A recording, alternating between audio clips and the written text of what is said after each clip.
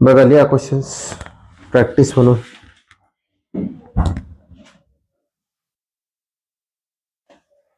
Evaluate integration of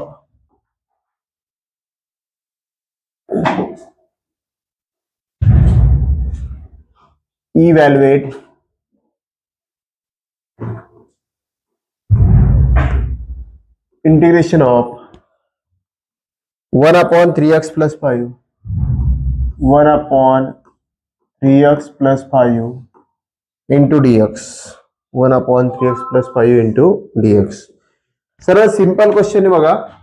याला solution मध्ये काय घेणार मानलो आपण I is equal to integration of 1/3x plus 5 into dx असं घेणार.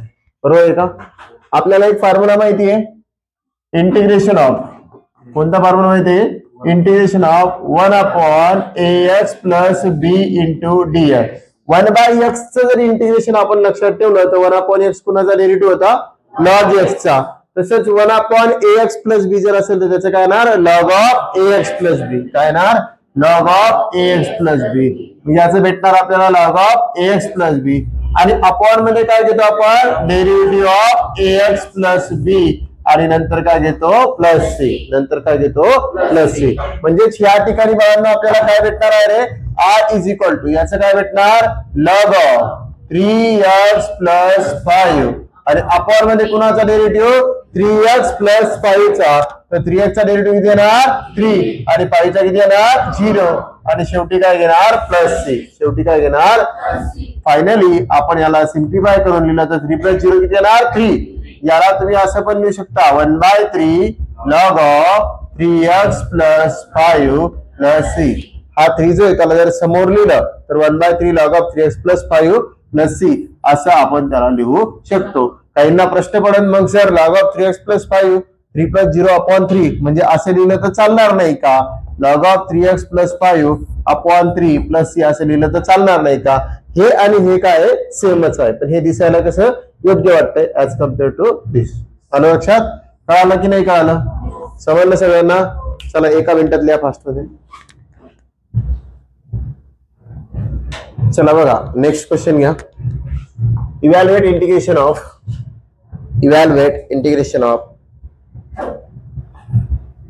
1/x plus 1 x plus 2 x plus 1 x plus 2 into dx. कोणत्या मेथड मध्ये बसतो रे हा क्वेश्चन पार्शियल फ्रॅक्शन. कोणत्या मेथड मध्ये बसतो पार्शियल फ्रॅक्शन.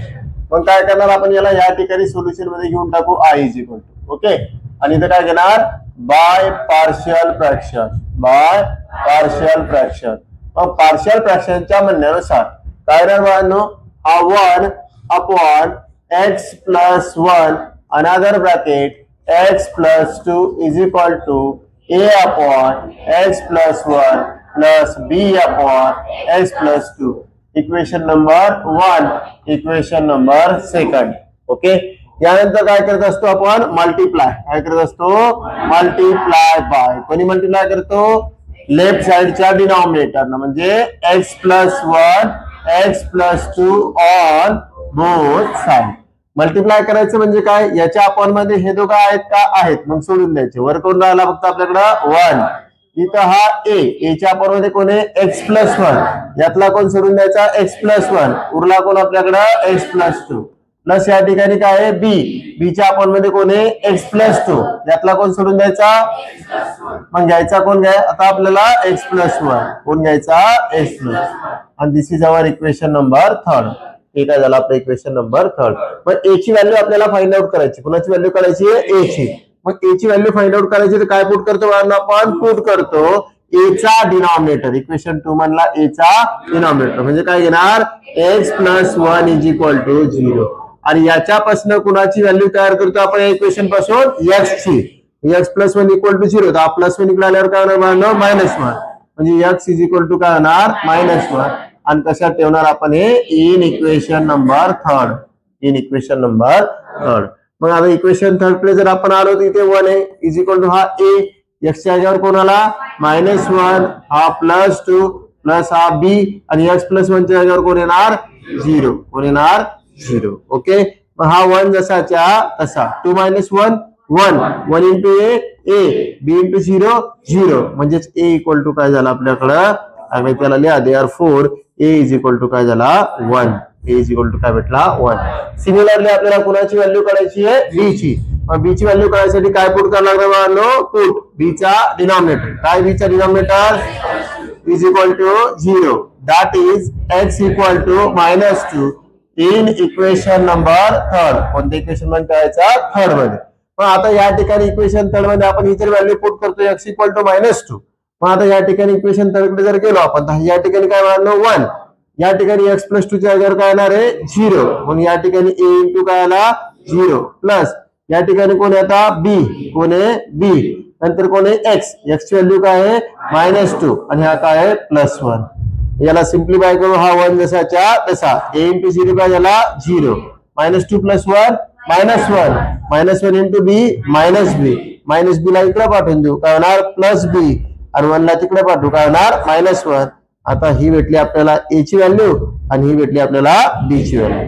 आलं लक्षात या आणि b ची व्हॅल्यू आपल्याला मिळाली तर त्यानंतर काय करायचं बाळांनो from equation 1 and 2 from equation 1 and 2 okay from equation 1 and 2. आता 1 आणि 2 चं म्हणणं काय 1/x + 1 x + 2 1/x + 1 x + 2 याच्या जागेवर काय घेऊ शकतो आपण a/x + 1 + b/x + 2. पण हीच टर्म या ठिकाणी आपण घेऊ शकतो. पण ही टर्म घेत असताना आपल्याला a ची आणि b ची व्हॅल्यू काय करायची या ठिकाणी त्या ठिकाणी पुट करायची म्हणजे फ्रॉम इक्वेशन 1 and 2 तर काय ना r is equal to integration of 1/x + 1 x + 2 च्या जागेवरती a/x + 1 घेणार तर a ची व्हॅल्यू काय आपल्याकडे 1 म्हणजे 1 काय झाला x + 1 त्यानंतर प्लस b ची व्हॅल्यू काय झाली आपल्याकडे -1 म्हणजे -1/x + 2 आणि नंतर काय होता समोर dx नंतर काय होता आता इंटिग्रेशन या ठिकाणी सेपरेट करू इंटिग्रेशन ऑफ 1 काय आलं बाळांनो x + 1 इंटू काय ना dx प्लस मायनस काय झाला minus integration of x + 2 into dx 1/x + 2 into dx बरोबर राहिलं. आता याचं इंटिग्रेशन आपण आत्ताच बघितलं होतं कोणता फॉर्म्युला बघितला होता बाळांनो integration of 1/ax + b into dx is equal to log of ax plus b upon derivative of ax plus b आणि शेवटी काय देतो आपण +c शेवटी काय देतो पण त्या फॉर्म्युल्याच्या नुसार आपल्याला या ठिकाणी काय भेटणार आहे i is equal to याचं काय भेटणार log of x plus 1 minus log of x plus 2 upon मध्ये काय नाही दिलं मी काहीच करेन derivative of ax plus b म्हणजे x plus 1 चा डेरिव्हेटिव्ह देणार 1 मग त्याला अपॉन मध्ये लिहायची गरज आहे का 1 जर आला तर गरज पडणार नाही 1 च्या व्यतिरिक्त टर्म असेल तर गरज पडणार आहे आणि शेवटी काय घेणार बाळांनो +c शेवटी काय घेणार finally i is equal to log of x plus 1 minus log of x plus 2 तर काय भेटणार log of x plus 1 upon x plus 2 आणि प्लस काय येणार c सिन्स कोणता फॉर्म्युला वापरणार बेटा log a minus log b is equal to log a upon b या फॉर्म्युल्यानुसार okay and this is our final answer. हे काय असणार आहे तुमचं फायनल आन्सर ओके. किती मिनिटात लिहिता रे चला फास्ट मध्ये 5 नाही 2 मिनिटाच्या आत लिहायचं. चला बघा नेक्स्ट क्वेश्चन सिंपल क्वेश्चन आहे पुढचा या integration of evaluate integration of e raised to x plus x raised to a plus a raised to x plus a raised to a into dx. एकदम सिंपल प्रश्न आहे direct formula based question आहे. काय करणार मग integration separate करणार e raised to x into dx इथे integration of x raised to a into dx plus integration of a raised to x into dx plus पण या ठिकाणी काय करणार आपण a raised to a काय झाला constant a raised to a काय झाला मग त्याला काय म्हणणार a raised to a तुम्ही बाहेर या इंटिग्रेशन ऑफ 1 into काय येणार dx अशा टाइपचा प्रश्न 2 मार्कासाठी फायनल पेपर मध्ये पण येऊ शकतो ओके. तर आता या ठिकाणी याला जर आपण सिंप्लिफाय केलं तर e raised to x चे इंटिग्रेशन आपल्याला माहिती नाही का आपल्याला यातले अर्ध्याच्या वर फॉर्म्युला माहिती आहे, integration of e race to x into dx is equal to काय असतो, e race to x integration of x raise to n into dx चा फॉर्म्युला आपल्याला माहिती आहे, x raise to n plus 1 upon n plus 1.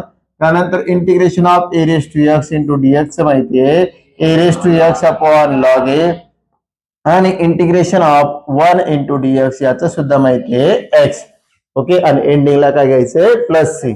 पण e race to x चं integration काय येणार, e race to n plus x raise to a चं काय येणार, x रेस टू a ला हा फॉर्म्युला लागेल, काय येणार x raise to a plus 1 upon plus e race to x चं काय येणार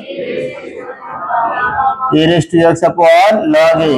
बरोबर आहे का, e race to x upon log a plus e race to a as it is, आणि 1 चं काय येणार x, आणि शेवटी काय घेणार प्लस c. शेवटी काय घेणार, हे झालं तुमचं आन्सर. एका मिनिटात लिहायचं.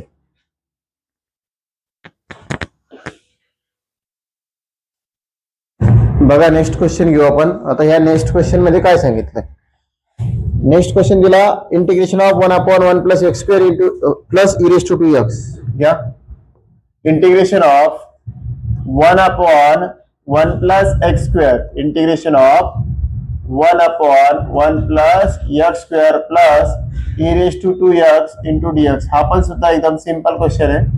ओके, काय करू शकतो आपण या क्वेश्चन मध्ये, integration of 1 upon 1 plus x square plus e raise to 2x into dx. तर बाळांनो या ठिकाणी सुद्धा डायरेक्ट फॉर्म्युले आहेत.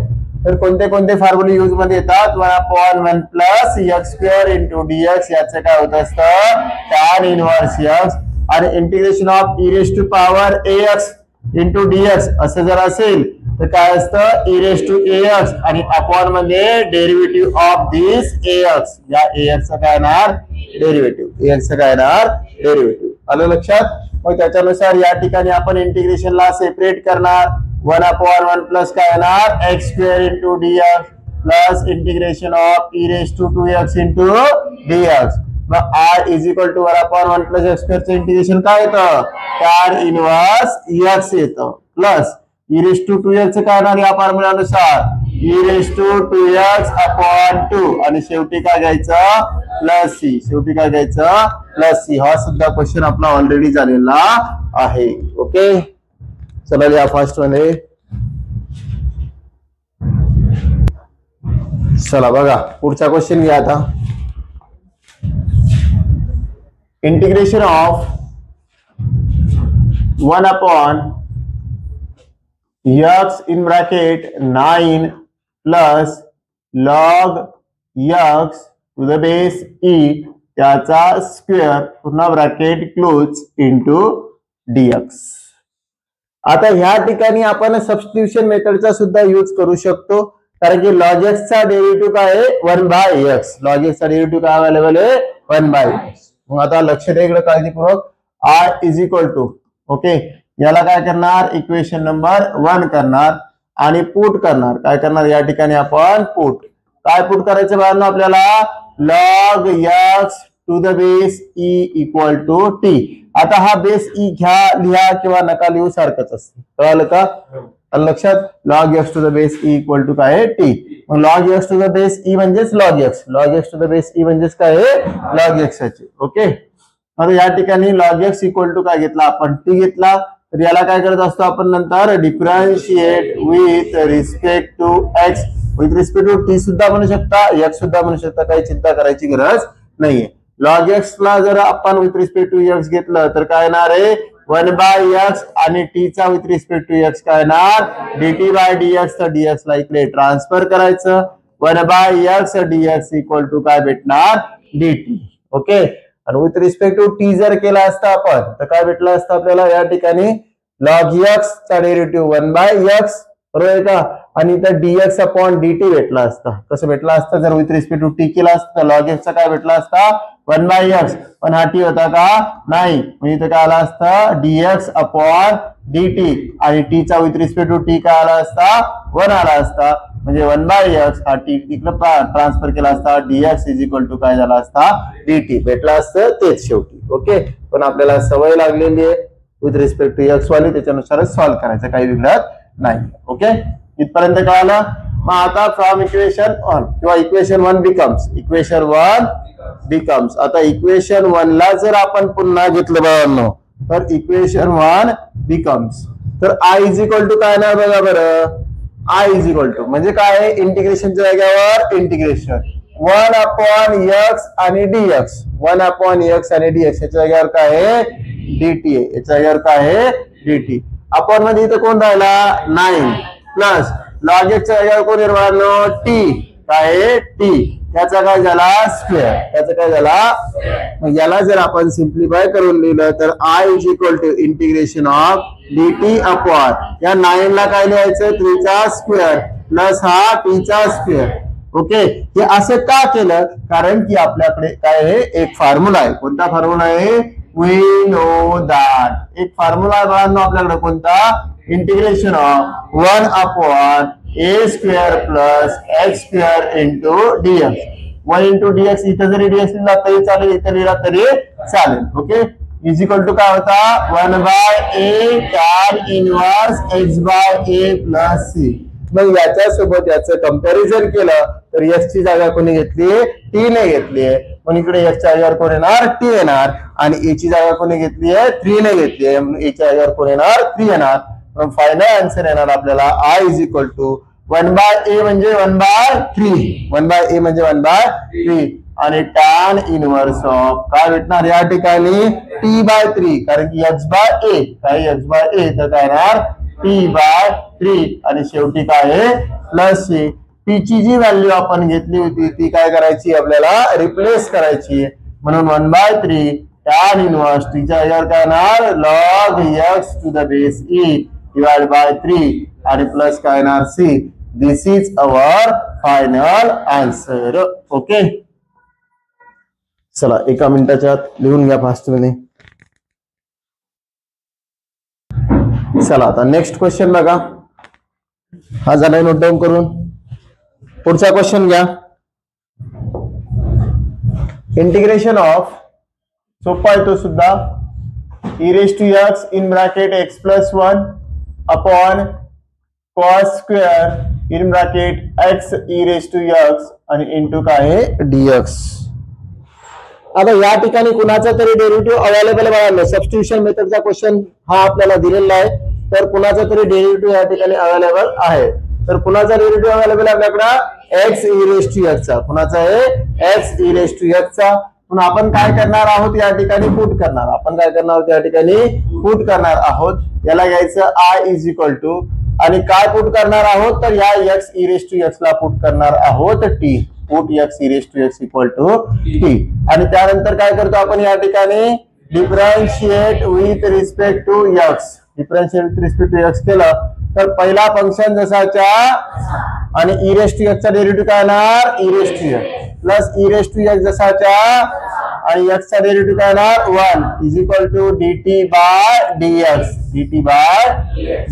यातलं काय कॉमन काढणार आहोत आपण e raised to x जर कॉमन काढला तर काय राहिला x plus 1 काय राहिला आणि इज इक्वल टू काय येणार हा dx पण इकडे पाठवू शकतो इंटू dx तर इज इक्वल टू काय राहिला dt बघा या दोघांपैकी e raised to x common काढला इथे x राहिला इथे 1 राहिला आणि हा अपॉन म्हणला dx इकडे ट्रान्सफर केला तो इंटू मध्ये आला इकडे कोण राहिला dt राहिला आता इक्वेशन 1 बिकम्स काय घेणार आपण इक्वेशन 1 बिकम्स एकदम सिंपल क्वेश्चन आहे 4 मार्कासाठी विचारला जातो i is equal to integration of इथे काय येणार e raised to x x plus 1 into dx e raised to x plus 1 into dx त्या जागेवर काय येणार dt येणार ओके इथे कोण राहिला आपण मध्ये cos square x e raised to x च्या जागेवर काय येणार t म्हणजे टोटल क्वेश्चनला आपण कशाच्या फॉर्मॅट मध्ये कन्वर्ट करतोय t च्या आता cos स्क्वेअर हे अपॉन मध्ये आलंय तर असं काही इंटिग्रेशन आपल्याकडे आहे का स्टँडर्ड नाही तर आपल्याकडे कोणाचं इंटिग्रेशन अवेलेबल आहे बाळांनो तर integration of sec square x into dx is equal to काय आहे tan x प्लस c कारण tan x चा डेरिव्हेटिव्ह काय होता sec स्क्वेअर x मग आपण याला 1/cos स्क्वेअर ला sec मध्ये कन्वर्ट करू शकतो तर i इज इक्वल टू काय येणार integration of 1/cos square t चे काय होणार बेटा sec square t into dt because या ठिकाणी तुम्हाला एक फॉर्म्युला माहिती आहे 1/cos theta is equal to काय असतं sec थीटा तसंच 1 कॉस स्क्वेअर थिटाचं काय होणार sec square theta 1 cos square थिटाचं काय होणार सेक स्क्वेअर थिटा. मग आता सेक स्क्वेअर टीचं इंटिग्रेशन जर तुम्हाला घ्यायचं असेल तर हा फॉर्म्युला तुम्हाला माहिती आहे. मग या फॉर्म्युल्यानुसार काय येणार बेटा I is equal to sec square टीचं काय येणार टॅन टी प्लस सी आणि फायनली टॅन जसाच्या तसा आणि टी ची व्हॅल्यू काय करायची बेटा रिप्लेस करायची. टी ची व्हॅल्यू काय आपल्याकडं x e raise to x आणि प्लस काय घेणार c. This is our final answer. Okay चला एका मिनिटाच्या फर्स्ट मध्ये